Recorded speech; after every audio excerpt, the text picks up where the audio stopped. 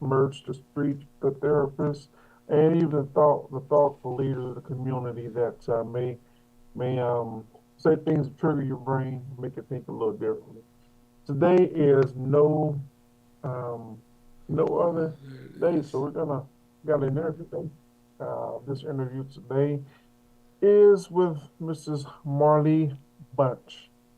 So for those, I'm going to introduce her to some of you, and I'm going to announce her to the rest of you. So Mrs. Bunch is an educator, author, a curriculum designer.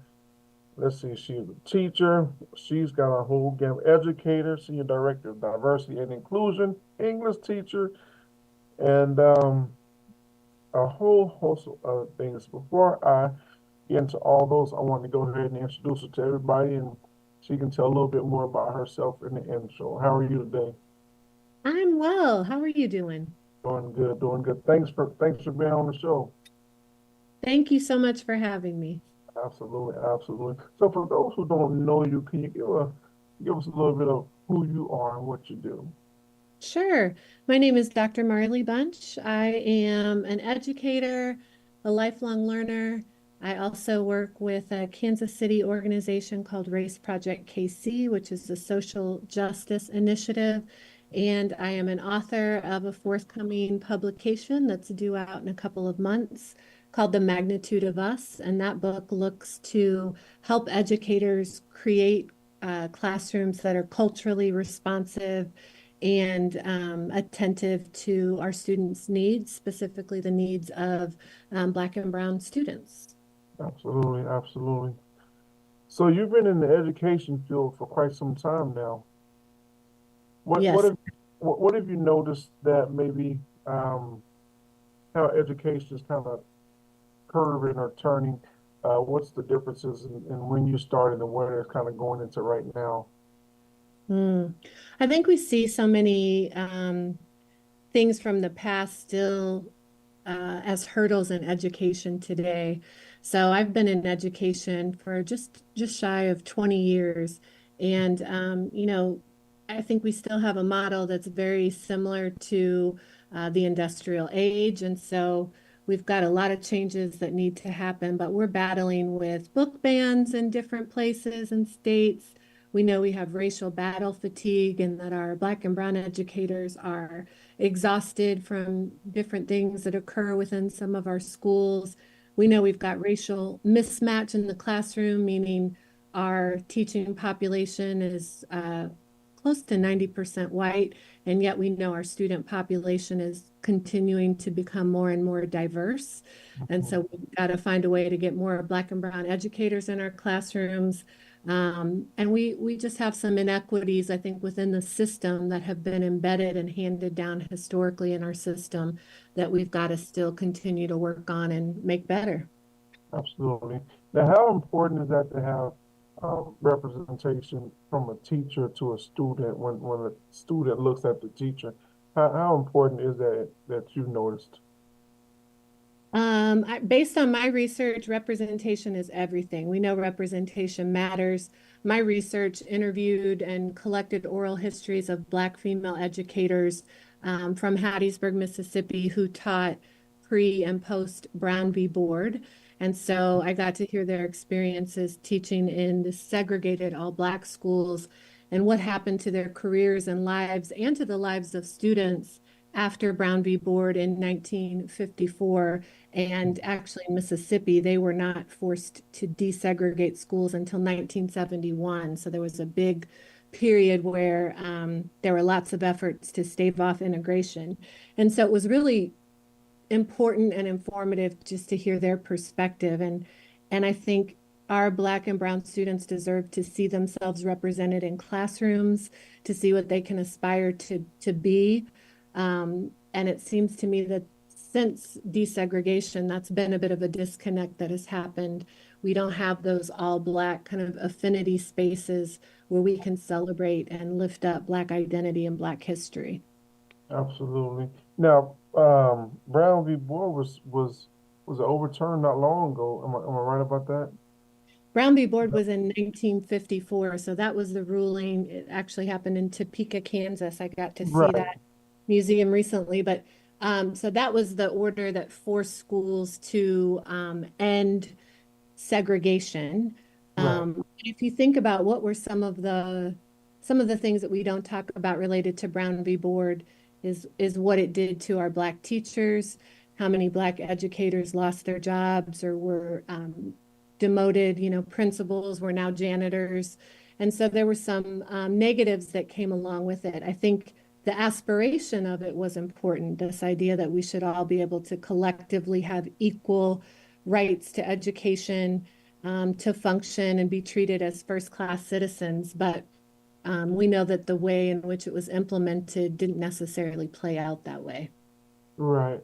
And what I mean was, if I'm not mistaken, was it a year or so ago, or not long ago, that was revisited, or was that returned?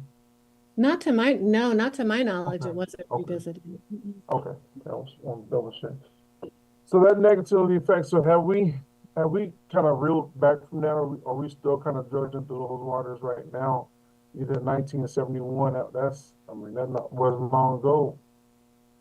That wasn't that long ago. I think we still have a lot of that same work to do.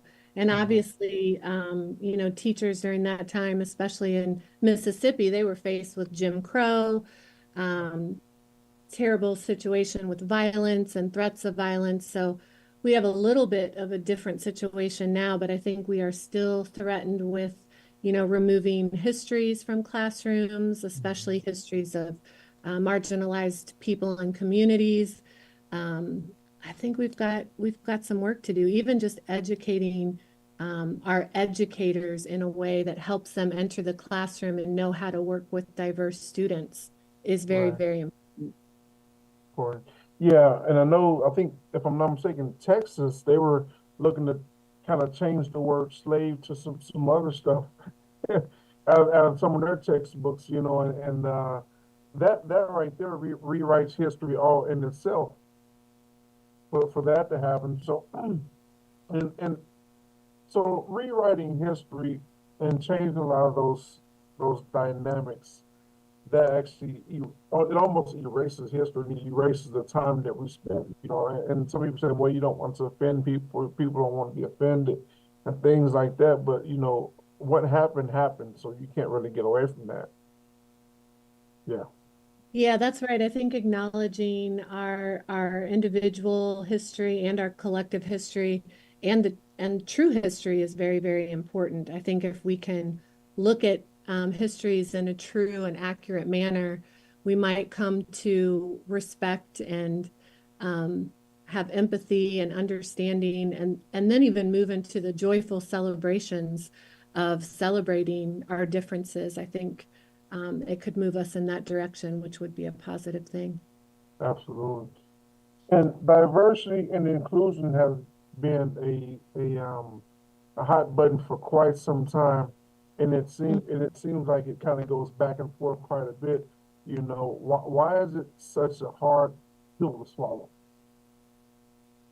That's a good question. I don't Yeah. know. I think this work has always been happening. I think whether it's called DEI work or whether we call it something else, I think there's always going to be people who fight and come forward and work to make sure that equity and equality for all people, which is the goal, Right. um, happens. And so, if they remove DEI from titles and positions from places, I think the work is still going to happen, whether it's offline or, we know during the civil rights movement, for example, that work happened. It happened before the civil rights movement. It will happen after. So we will find a way to continue to advocate for equal rights for all people, especially those of us who have not historically had it. Absolutely. And so you've taught the classroom. You've had quite a bit of different teachers go on strike. Teachers have left the classroom. Uh, Mhm. and I was in a board meeting the other day. They were talking just the dynamics of what a teacher has to go through now. Oftentimes the teacher has to be the teacher, the parent, the disciplinarian, the mental health uh, advocate. So that's a lot for one person. What do you think about some of the teachers having just that whole narrative? I mean, ha I just know how hard it is to be a teacher, and I think we know teachers are underpaid. You just mentioned the reality of the many different hats and roles that teachers have to step into. I think that that has increased post-COVID. We see a whole different version of that. And so I think if we want to address the fact that we've got a teacher shortage, that we don't have diverse teachers in the classroom, all the many issues that come with the profession, I think we have to pay our teachers a livable salary. I think that we have to make sure that schools are properly have proper resources and are not underfunded, so that every school has counselors, every school has all of the things that they need to properly support students and their families, so that teachers don't have to fill the shoes of multiple roles. Um, I think that that would be a step in the right direction. Yeah, yeah. Um, why don't, if you could answer this question, why don't teachers get paid what they're worth? What do you think that is? I mean, because obviously well, I mean, we look at most of the programs, a lot of, music programs and different programs are leaving schools. So Mm. one would wonder where's the money going? If you're Where's the paying, money? That's a good question. I think that initially teaching was a very gendered profession, so it was mostly women. Believe it or not, at one point it was predominantly Black women, and this was obviously before Brown v. Board in the 50s. And so I think that it's always been a profession that's been looked at as it's not a male dominated or and didn't used to be a white dominated space. I also think then you have just systemic racism that kind of has crept into public education. And so we think about, for example, Kansas City and redlining, for example. And we know that, when J.C. Nichols uh, set up real estate deals and kind of zoned the city, one side of the city was kind of protected with covenants and things of that nature to keep it white, and the other side, he said, let the other side go black. And yeah, so that affects our school funding, it affects our boundaries and all of that. So I think there's so much historical stuff there that implicates kind of where we're at now with our different schools. yeah, and a lot of school funding is normally raised by like home ownership. There's a part of your taxes that actually goes to that. So, if you're a renter or if you're a person that lives out of state or lives out of state but owns multiple properties, then you're not the taxes that you're paying is really not going to that school because the people that live there don't pay taxes to that to go into that bucket, so to speak. And that's a disadvantage. That's right. It's so tied to real estate. I think, school boards matter greatly. We just saw many school board elections across our city. And Yeah. so, that's another big area where we have to encourage our communities to get out and vote for school board members. They hold a lot of power and influence. And so making sure that we're casting a vote in those elections as well is really, really important. Yeah, I'm gonna be honest with you. Those school board meetings are boring. They are, but but they're important. but they're necessary. And I'm Yeah. and I'm saying that because we go to the school board meetings and when you try to find it on TV, it's on like channel 2. So it is just boring and slow and drawn out and things like that. But it's definitely important because those are kids. Those are our children. I mean, I mentor at a local inner city school here, and just to kind of hear and it's a middle school, just to kind of hear the conversation that goes on with the young students and some of the things that they're dealing with, Mm.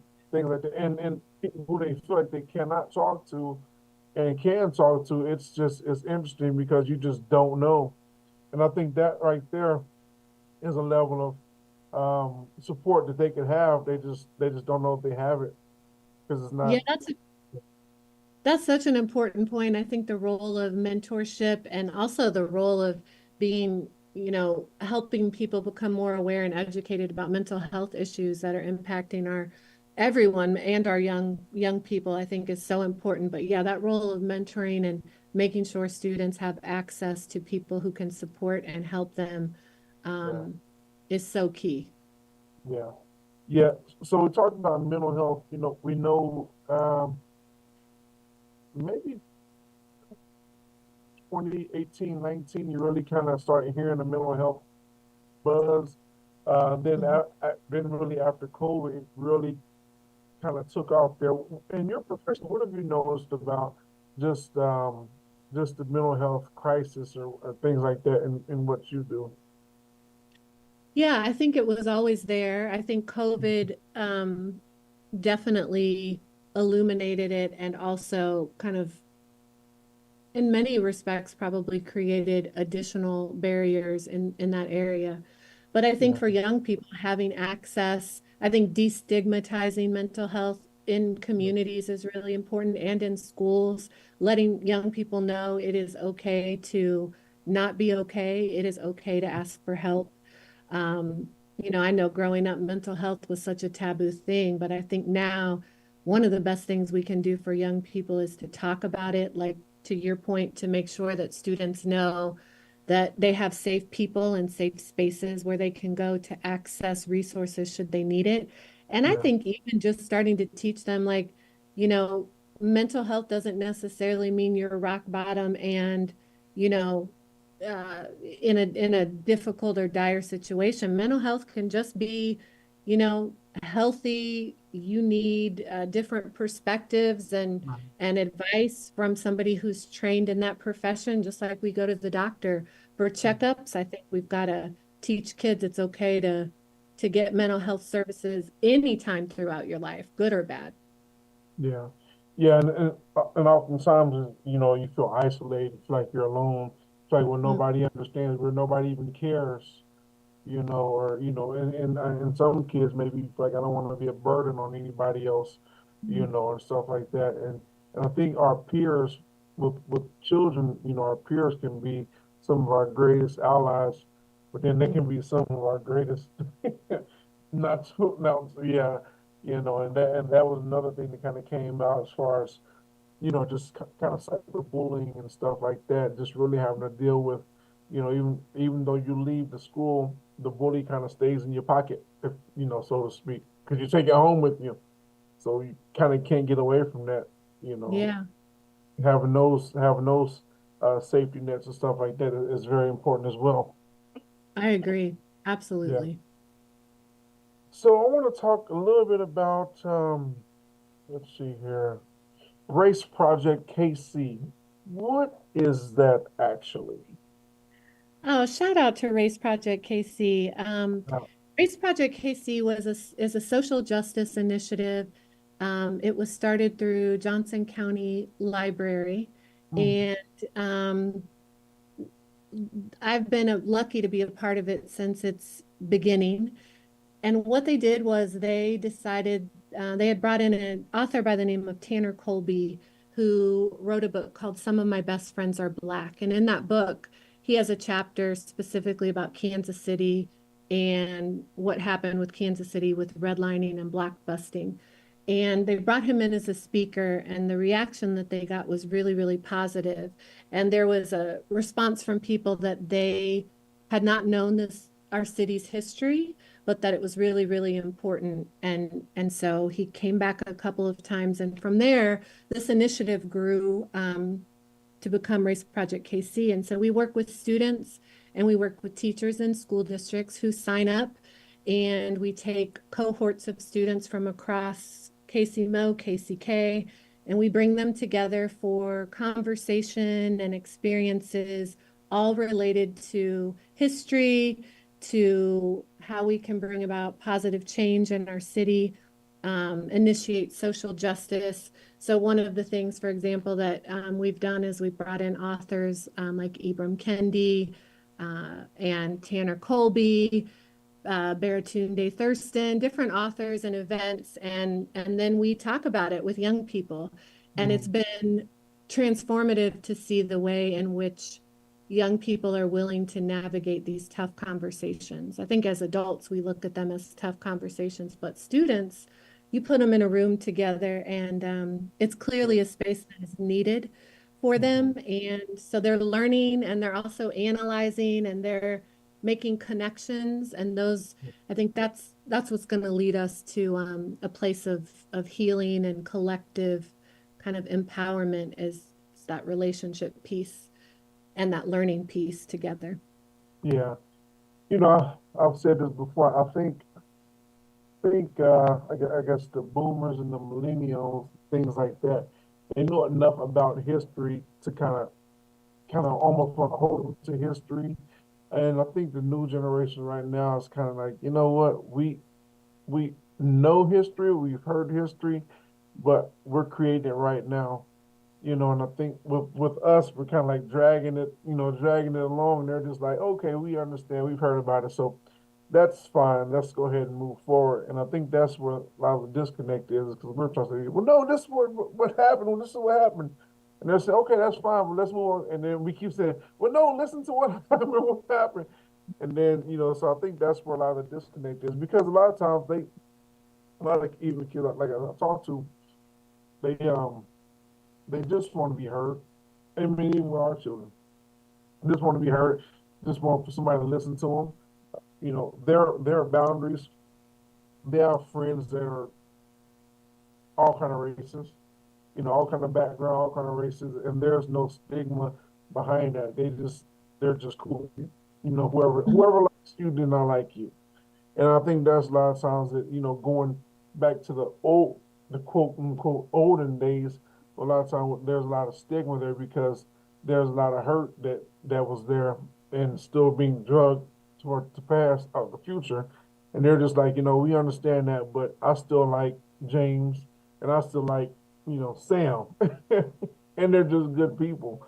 So I think that's where a lot of the disconnect comes too, because we're still holding on to a little bit of the history. Not saying that we should let it go, but we're like, you got a grip on it, and they don't. Yeah, I think that's why Race Project has been so powerful, because it really is this perfect combination of giving students voice and Mhm. allowing them to have those discussions and to build friendships. So it's got the reality piece, current day. It draws from history. What lessons can we learn from history? What do we need to know about history in order to understand the way our country works, the way different systems work?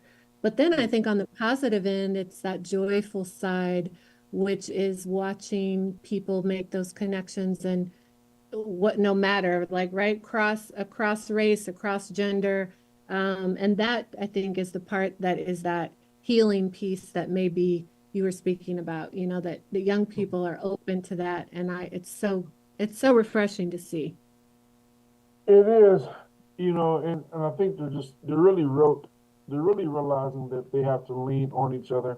And like I was telling someone that I work with, I think COVID was one of those things that's like, if we were all put on punishment for nothing that we did. It's like, we had to stay in with masks. We couldn't talk to anybody. We couldn't, see anybody. So it almost like everybody was sat in the corner, and we're like, well, what did I do wrong? Like, well, didn't do anything wrong. Just stay, sit in the corner. And I've even noticed too with my little ones, having to go to school, virtual learning, and it's this whole back and forth situation. And that right there was frustrating for everybody. And I think that we're still seeing the effects of COVID. What is it, COVID brain or whatever?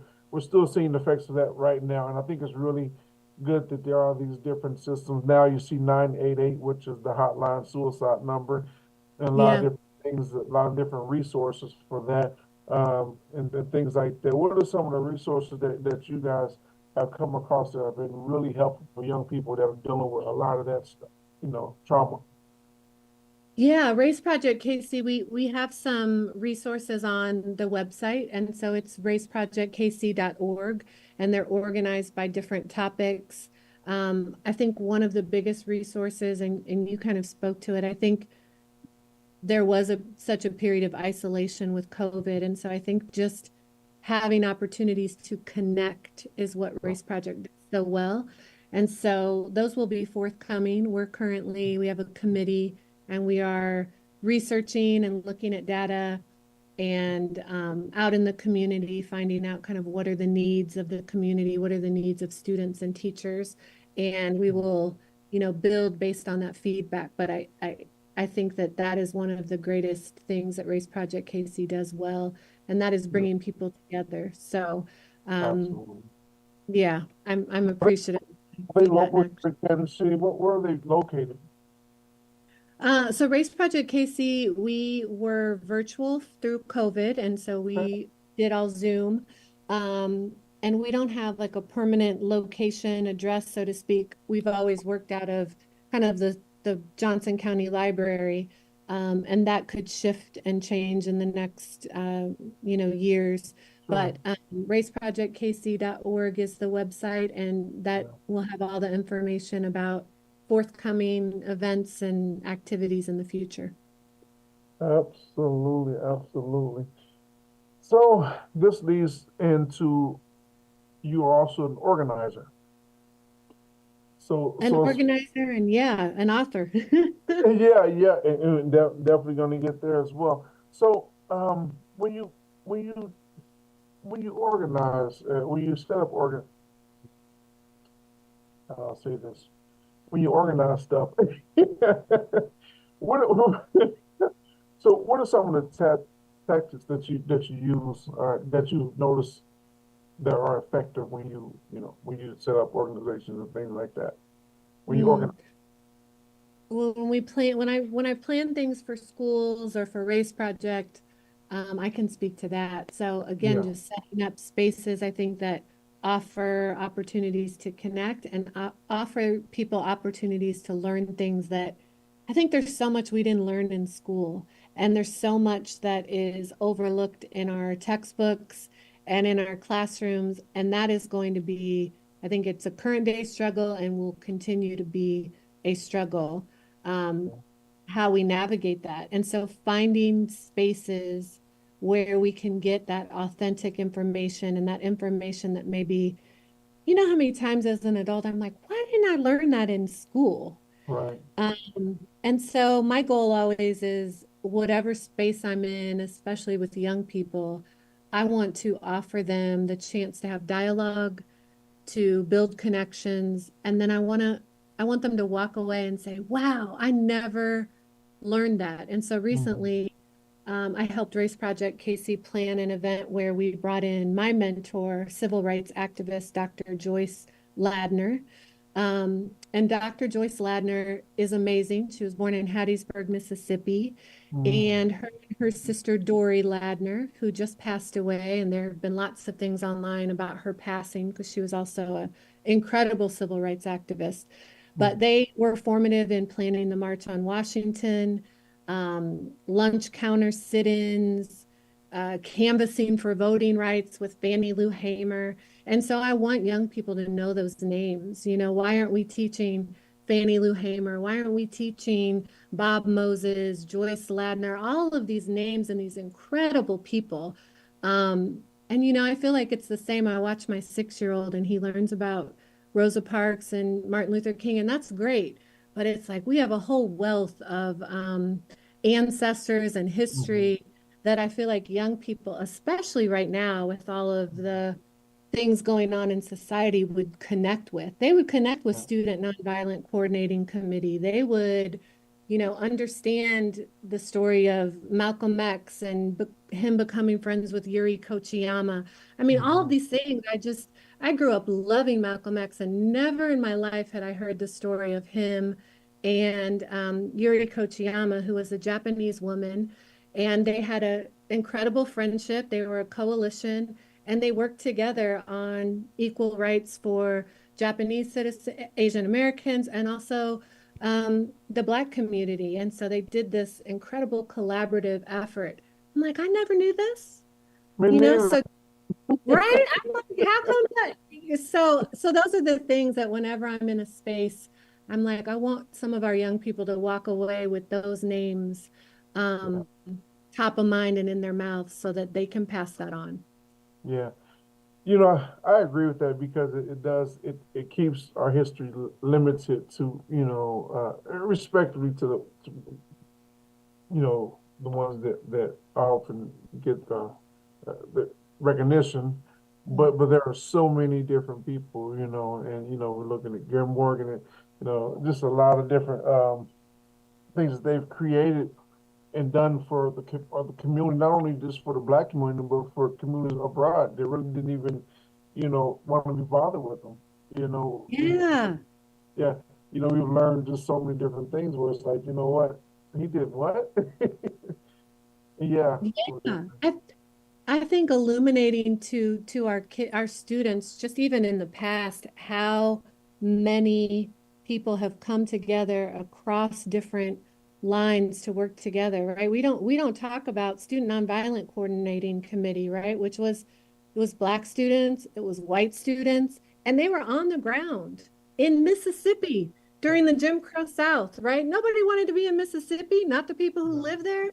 And they no, were like, nope, we got you. And so I think if we could show students organizing and social justice initiative through that lens and show that history, I think there's something there. And so to me, the past is so important in providing us a kind of a North Star, so to speak, um, as to where so, we go, how we navigate the future.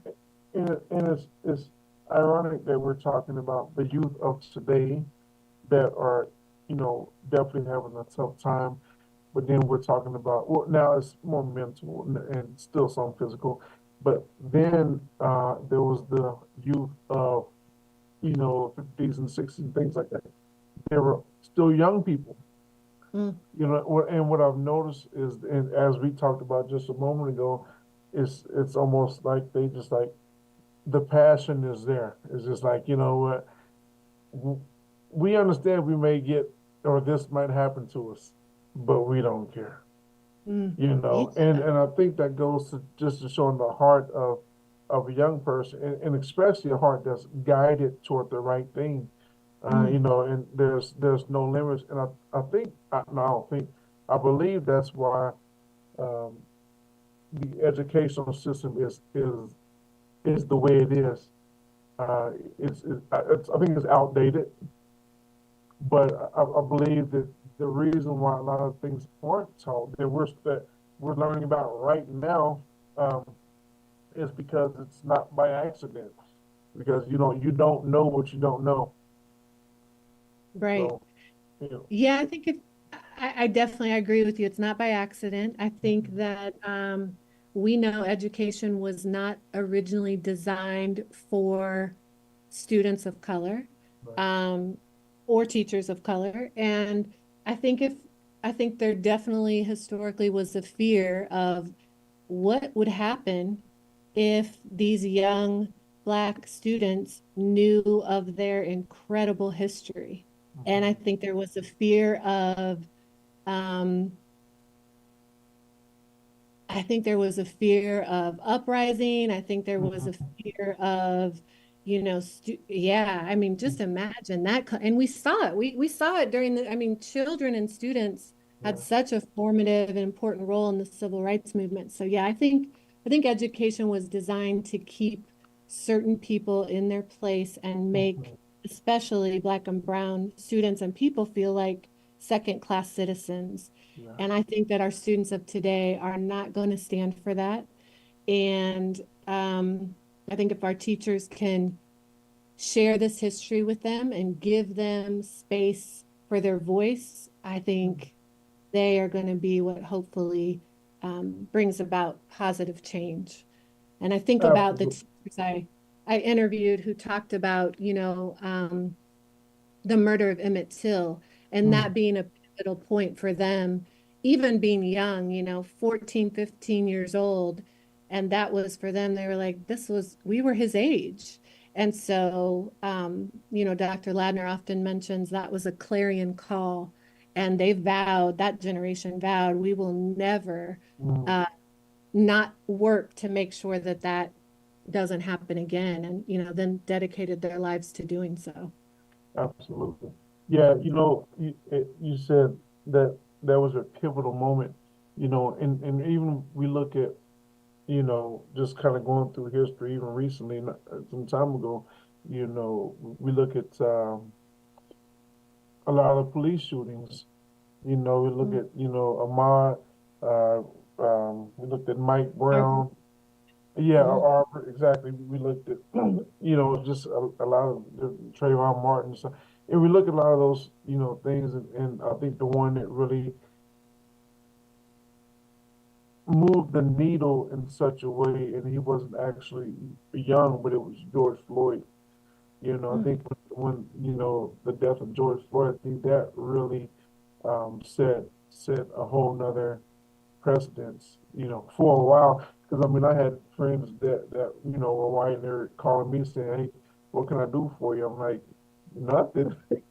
Just really nothing you can do. Just understand the fact that this stuff is real, and just Yeah. because it was caught on camera. What about the times that it wasn't caught on camera? Say With that the again. right, with the body cams and stuff like that we're seeing. Now we're even seeing. I was watching videos where some cops have gotten in trouble for turning the body cameras off. So it's just a lot going on with that. But I think that we have those moments in history that actually, pushes a culture in a certain dynamic. And I think right now is we are needing to know stuff. And the passion to learn is there, and I believe that's why a lot of times the history and a lot of things have been, kind of pushed under the rug to keep some noise. I mean, they don't want a bunch of Turners running around, Well, to so your point, I think our we did see with the murder of George Floyd, so many people, so mhm, many organizations saying, "How can I help? What can we do?" And I would say illuminate histories, all histories, and let's mhm, see that same energy that we saw in 2020. Like that energy's got to be sustained. We can't just have co-conspirators and allies, when the world watches these things, because as you mentioned, there's so many times the world hasn't seen those things. They haven't been caught on camera. So we right, need that sustained allyship, that sustained sense of let me walk with you. How can right, I help? Like ongoing, yeah, yeah. While you were talking, I was trying to remember her name. Went to a function that she had some years ago, and I can't remember her name. She's an older white lady that talks about race a lot. Uh, but Jane Elliott, anyway, yes, Jane Elliott. you did the brown eyes, blue eyes Yes, experiment. right. Yes, That's yes. right. And I watched some of her lectures, and I'm like, wow. Then you watch the audience, and they're just like, blown away because it's like, well, how many of you would want to wear those shoes? And like nobody said anything. And so that lets you know that there is something that that there is something that's going on. So she's powerful. She is powerful. Yeah, that brown eyes, blue eyes experiment is a great example of someone who I think throughout her life she has consistently shown up and tried to be a Yeah, voice to help work towards change. yeah. And she's had death threats, and she's Yeah. got security and stuff like that. She's an awesome lady. So let's see here. Let's talk about your books. You've written, well, you got one now. How many books have you written? So I finished my doctoral degree in 2022 and used that time to write three books, one of which is co-authored. But the first one is called The Magnitude of Us, and it is a teaching guide inspired by my students. I've had incredible students from schools from Raytown, from Hmm. Turner High School, from Smith College, from all over. And I I think the best lessons that I've received in life have come from my students. And so this book really was inspired by them and also by the women who I interviewed who taught in Hattiesburg. And so that will be out in October, and it's up for pre-order now on Amazon and Teachers College Press on their website. So let me, I didn't ask you this question. What got you into education? Why did you Ooh, cho why did you choose to go down that path? ooh, now you're asking the hard questions. Uh, I think I got in Turn, turn education. the Yeah, I'm like, woo.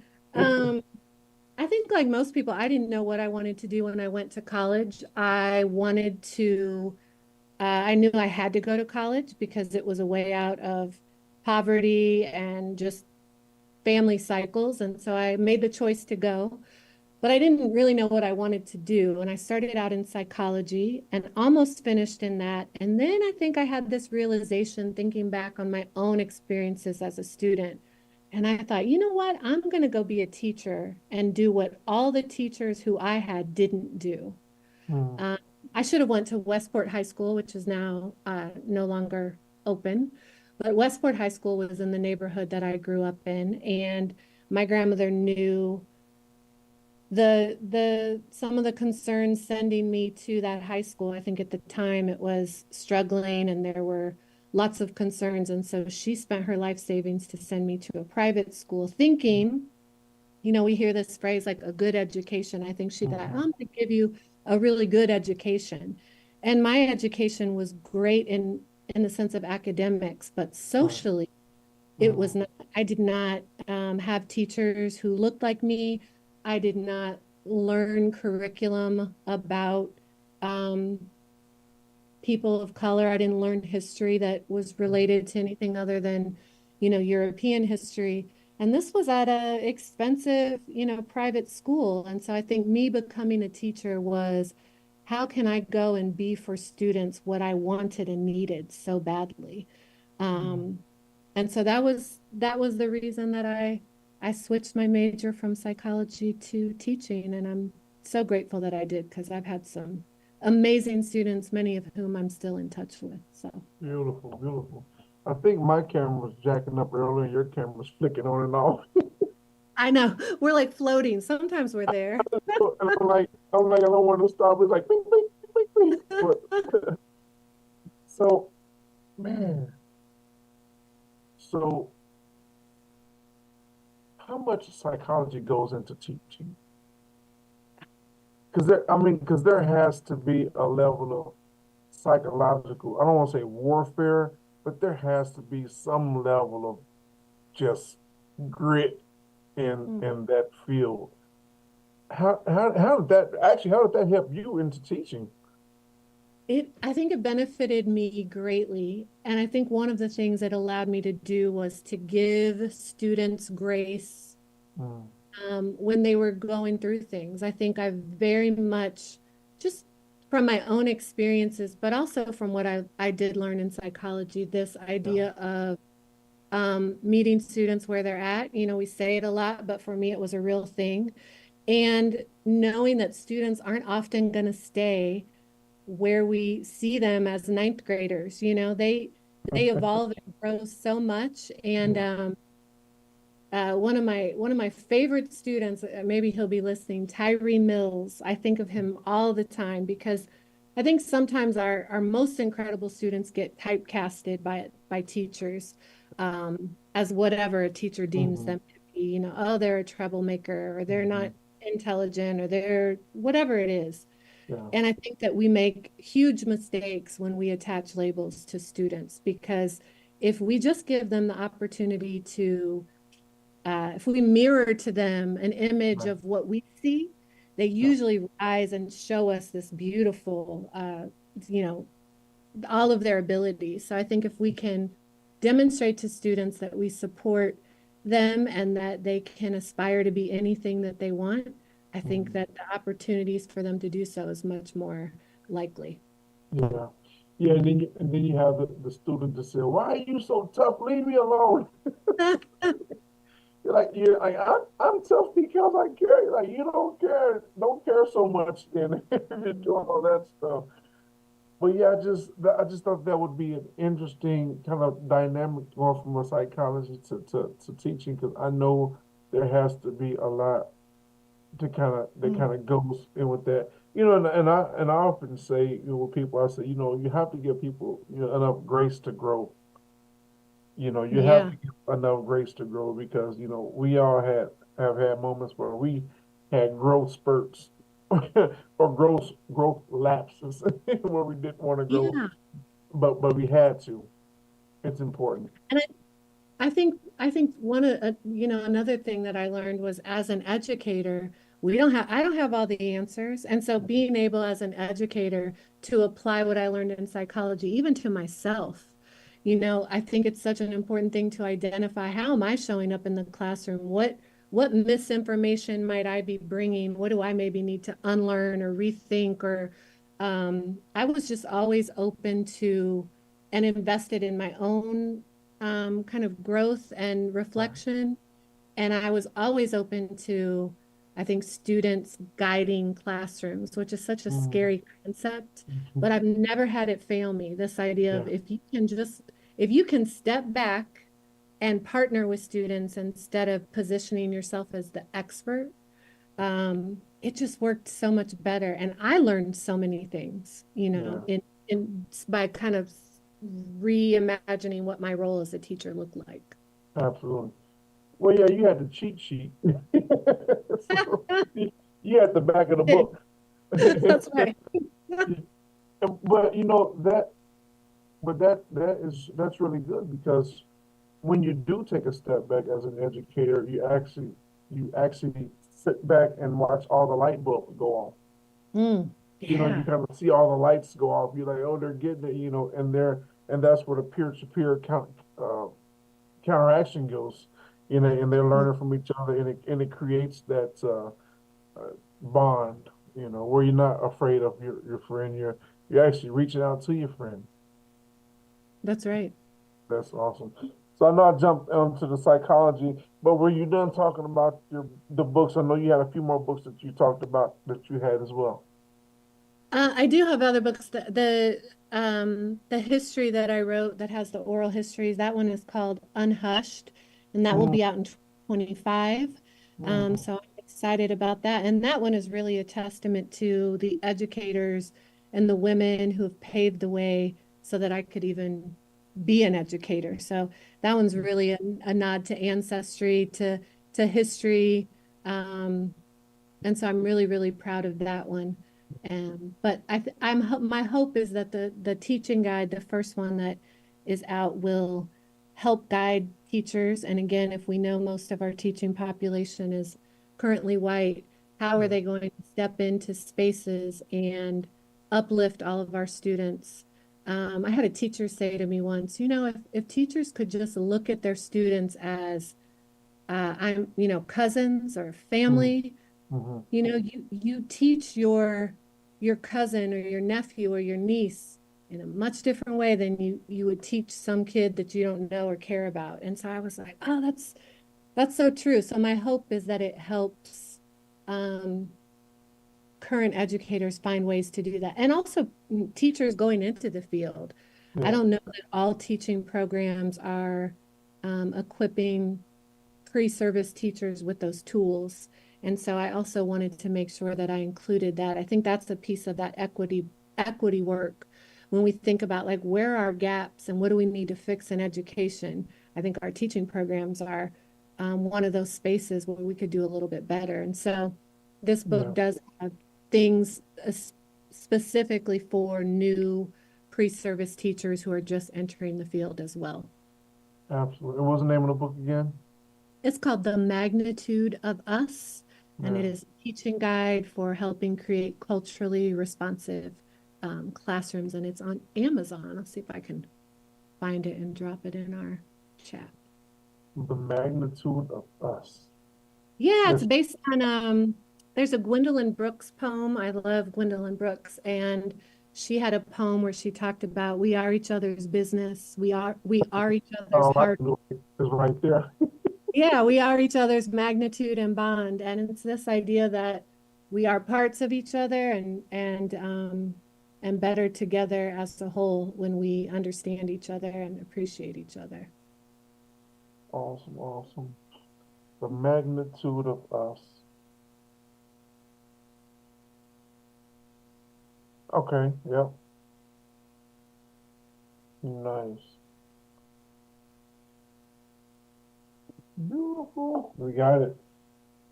Thank you. So, Yeah, one of the chapters has is written by many of my former students, which that was pretty cool to go back, to some of my students who I've had now for 10, 15 years yeah, and ask them, what were some of the things in the classroom that we did that helped you either academically or socially? So to get that feedback and hear what stuck with them, yeah, many, many years later was really important to include. And I wanted it to be in their voice. And so there's a chapter where their voices are the chapter. So again, I'm just so proud and grateful yeah. for them. That was my next question. Have you had students come back and uh and say, "Hey, thank you," or come back and say, "Hey, you beat me." I've been so blessed. My students have been good about giving me my flowers now. They have always shared with me their feedback and their thoughts, but have been really gracious in saying thank you and I appreciate you through letter or verbally or however they did it. But those are the moments that keep teachers in the game. I mean, that's why we do what we do. Yeah, So I am always happy and appreciative that they've been willing to kind of offer that to me because that I think keeps teachers from burning out and feeling, overlooked and all of the things that we know teachers deal with. So absolutely. if any students are listening, tell a teacher who impacts you, that they impact you. Write them a letter, anything. Some of my kids would bring me food. I mean, whatever it is, they would always Yeah, just find ways to show me that I mattered and I was making a difference for them. And so, yep, young people, go tell the good teachers you're doing good so they keep yeah, yeah. doing it. So taking the teacher and the apple is still a thing, huh? It it still works. It still works. Not a half-eaten apple, but a good apple. That's right, a good apple. So if you could you share maybe share one of those stories with us? One of those maybe testimonials that maybe one of your students Mm. gave you that really hit home for you. Oh gosh, there's so many. Yeah. I think what most surprised me is I would always have them do something called nightly writing, where they would write in a journal, and I didn't read it, they didn't hand it in. I would just walk around, put eyes on it that they had done it, and they did it every night. And if they just did this, it could make sure that they could ensure that they passed the class. And this was for my way of kind of building in a safety net for students who had realities outside of class or they worked full time or whatever it was. I wanted something that allowed them a space to think and also to be successful.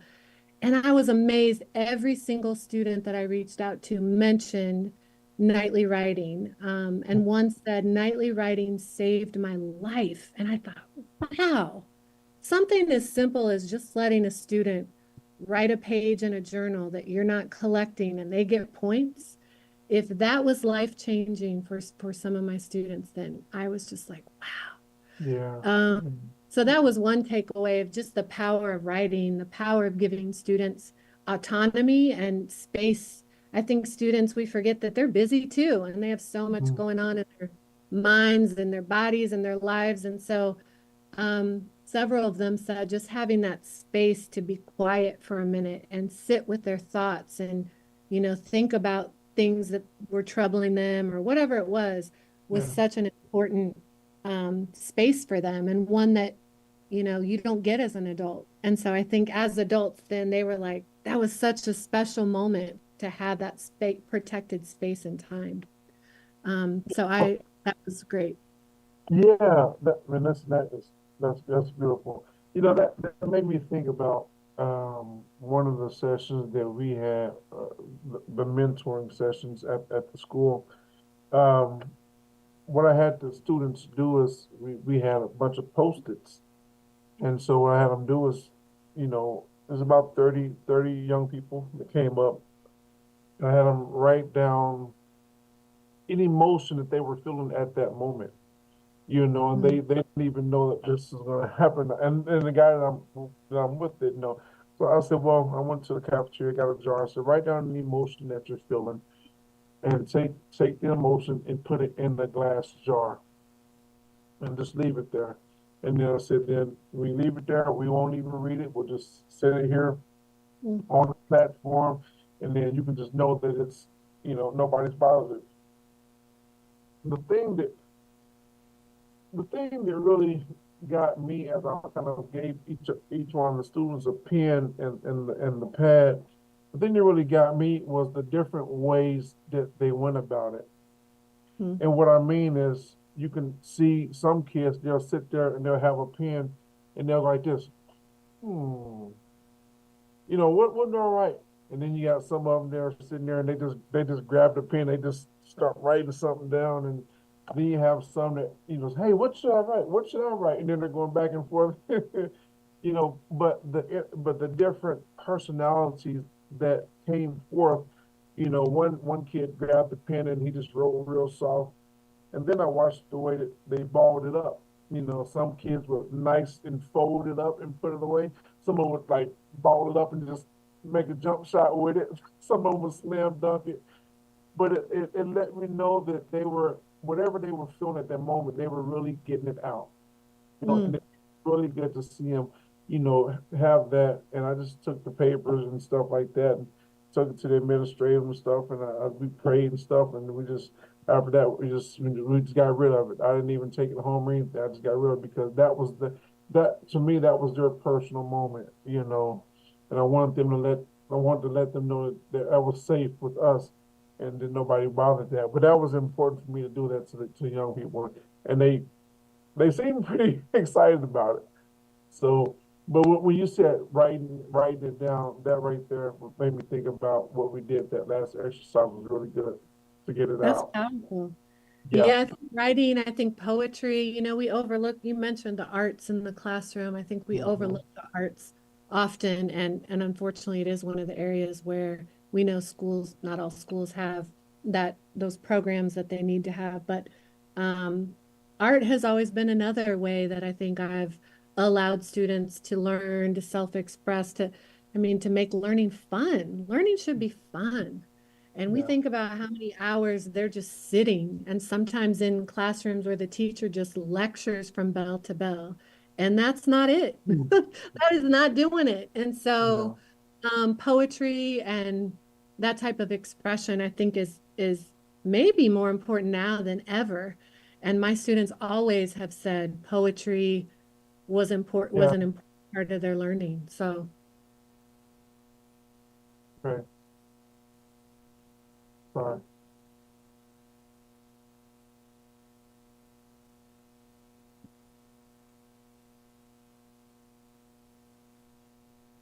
Sorry. Yeah. So we got about a minute and some change left over. Um, Dr. Bunch, to someone that may watch this video or this pod or this show later on, maybe a student, maybe a teacher, maybe an adult that's kind of navigating the process. In the last minute or so, what would you tell them from your words, from your mouth to their ears? What would you say to them? I would tell them learn about the past, use the past as a guide. I would encourage them to unlearn. That's a big part of, I talk about that a lot in the book, this idea of unlearning and relearning. And I think that that's got to be a piece of what we as educators do, as we model for students what self-analysis looks like and reflection. And I would encourage all students to do what we've been saying the young people are doing, which is, advocating for equality, using your voice for social change, um, learn about your incredible ancestors and the people who have come before you, who work so hard to make space for you and make a way for you. And so now it's your turn to do the same for the generations that will come after you.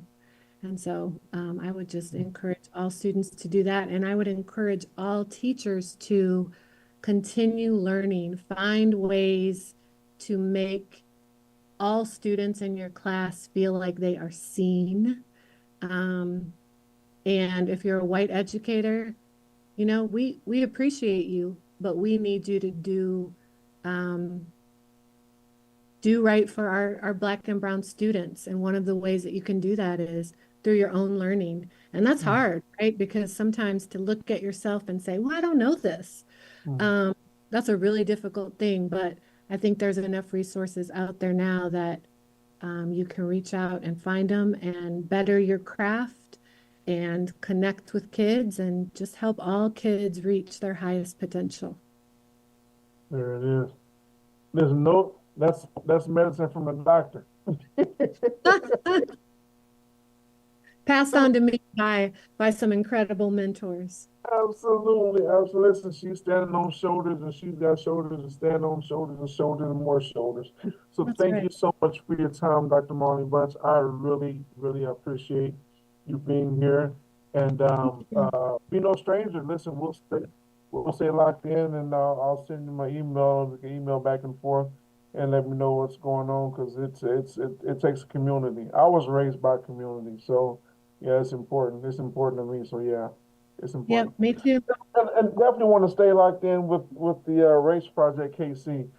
You know, us as Yes. a yeah, us as a radio station. Mr. George Walker, who's up there, he's the owner and the president of KUAW. So we'll get all your contact information to definitely stay locked in because we also work with students about technology and all that stuff too. Yeah, drones and robotics and all that stuff on the other side. So yeah, Let's do definitely. it. Yeah. Well, I So thank you. appreciate you and thanks to KUAW. Yeah, it's been great connecting. Sounds great. Thank you and much success on the book and we'll talk to you soon. Sounds good. Thank you so much. Bye bye. Bye. All right, Mr. Walker, thank you, sir. Righty, we got you.